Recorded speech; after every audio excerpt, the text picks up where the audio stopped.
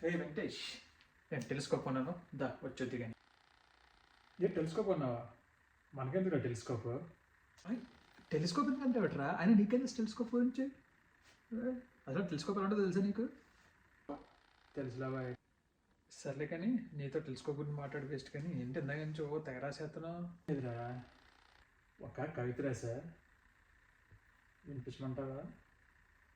నువ్వు కవితలు కూడా రాస్తావేటి? ఏదో సార్ వినిపించు. చెప్తాను, రెడీగా ఉన్నా. దేశం కోసం పోరాడిన యోధుల్ని చూసి మెచ్చుకున్నా, అదే దేశాన్ని నాశనం చేసే వెధవల్ని చూసి నొచ్చుకున్నా. నేను కూడా కత్తి తీసుకుని పోరాడదామనుకున్నా, కానీ కత్తి లేదని నోరు మూసుకొని కూర్చున్నా. అదే కత్తితో నిన్ను పొడవాలనుందరా నీ అబ్బా నువ్వు నీ కవితలను. సర్లే కానీ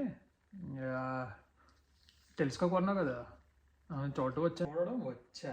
what are you talking? I'm expert in using telescope, you know.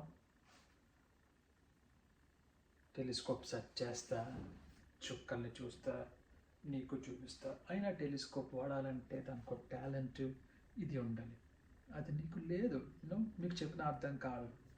Bye. Search చేస్తా, చుక్కల్ని చూసేస్తా, టెలిస్కోప్ సెర్చ్ చేస్తా. ఇదేం లేదు, మనకేం అర్థం కాలేదు. దీన్ని ఎలా చూడాలి? ఇక్కడ బాగా మాత్రం మా వెంకగడి తెలిపితే రుబ్బెత్తడం. వెంకటేష్, ఈ టెలిస్కోప్ మనకు సెట్ అయ్యలే లేదురా.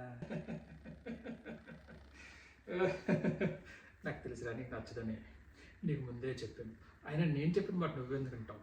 నువ్వు నీ పిల్లలు చెప్పిన మాట నువ్వు. నేను చెప్తే నీకు ఏదైనా ఎక్కిందిరా నీకు? నీకు అప్పుడే చెప్పాను, టెలిస్కోప్ వద్దురా, మనం చూడలేవురా, మనం ఏదో చిన్నపిల్లలాగా ఇంట్రెస్ట్ వెళ్ళారు, గ్రావిటీ ఇలాంటి మూవీస్ చూసి బతకాలరా అని చెప్పాను. అయినా వినరు, మీరు అస్సలు వినరు. ఎందుకంటే మీ మాట మీదే తప్ప నా మాట ఎప్పుడన్నా విన్నావా?